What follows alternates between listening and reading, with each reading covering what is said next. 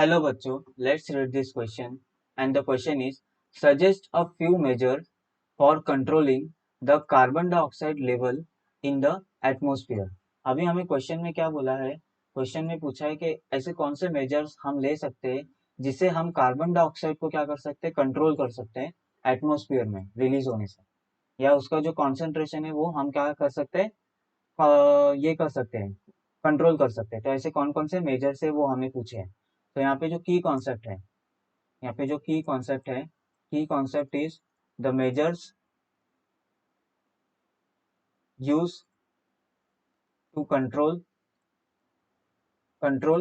The carbon to control the carbon dioxide level, to control the carbon dioxide levels in atmosphere, in atmosphere, in atmosphere.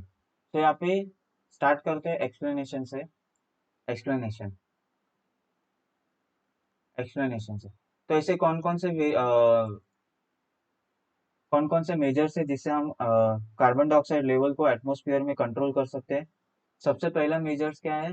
Reduce reduce the consumption of patrols, the reduce the consumption of patrols in automobiles, in automobiles. जैसे vehicles, automobiles की बात, यहाँ पे vehicles की बात हो रही है। जैसे व्हीकल्स में पेट्रोल कंज्यूम होता है, तो पेट्रोल कंज्यूम होने के कारण क्या होता है, जितना पेट्रोल कंज्यूम होगा उतने CO2 प्रोड्यूस होंगे और उतना ही CO2 लेवल एटमॉस्फेयर में बढ़ेगा। तो हमें अगर CO2 लेवल को कंट्रोल करना है तो हमें क्या करना पड़ेगा, ऑटोमोबाइल मतलब व्हीकल्स कम करने पड़ेंगे। और reduce the consumption of petrol in automobiles using using a carpool using of carpool and public transport, using of carpool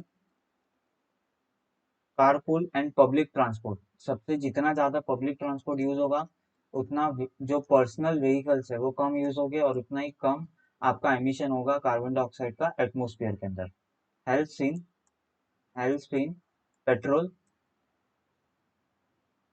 helps in reducing the petrol uses, reducing helps in reducing the petrol uses, petrol uses. मतलब अगर मैं short में बोलूँ तो हमें public transport में जो vehicles है उन्हें इंक्रीज करना पड़ेगा, उसके कारण जो पर्सनल व्हीकल्स है उनका कंजप्शन कम होगा।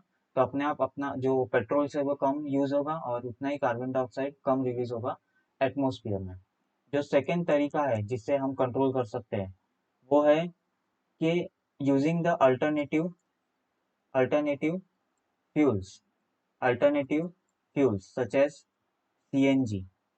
CNG compress natural gas. ये कैसा है? क्लीन फ्यूल है, क्लीन फ्यूल है। ये कोई पॉइजनस गैस रिलीज भी नहीं करता। Instead of coal and petroleum, coal and petroleum. तो हम अगर क्लीन फ्यूल का यूज करेंगे, जैसे CNG हो गया, आप बायोगैस का भी यूज कर सकते हो यहाँ पे, बायोगैस भी आप यहाँ पे यूज कर सकते हो, बायोगैस। सो CNG बायोगैस, इनसे हम क्या कर सकते हैं, एमिशन जो है कार्बन डाइऑक्साइड का वो कहीं ना कहीं कंट्रोल कर सकते हैं। तो ये है आपका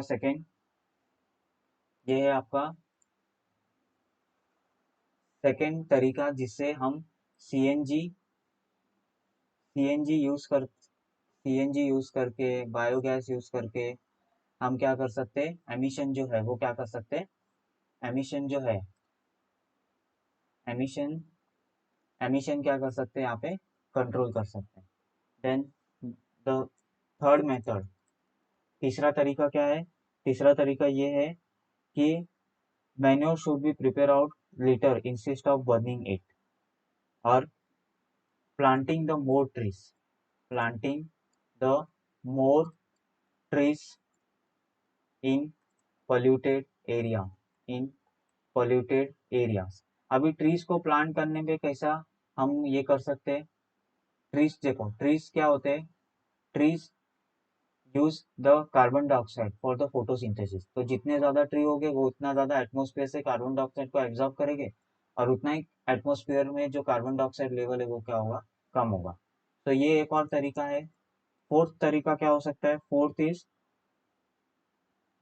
जो स्मोक्स रिलीज होते हैं, the smokes release release from thermal power station, from thermal power station. Smokes अभी कैसे रिलीज होता है, थर्मल पावर स्टेशन में कोल का यूज होता है, कोल को यूज करके वहां पे एनर्जी जनरेट करते हैं, इलेक्ट्रिकल एनर्जी। तो स्मोक्स जो रिलीज होता है ना from the thermal power station and other industries and other industries and other industries should be treated should be treated before the release, treated should be treated to remove the harmful gases, to remove the harmful gases before release it into atmosphere, release release it into the atmosphere, before release it into the before release it into the atmosphere, it into the atmosphere.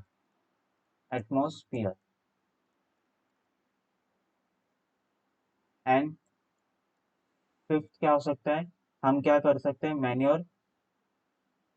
Manure जो होते हैं, manure मतलब जो waste होते हैं, उनको जलाने के बदले हम उन्हें क्या कर सकते हैं, लीटर आउट कर सकते हैं। तो the manure should be prepare the manure should be prepare prepare to prepare out of litter prepare out of litter prepare out of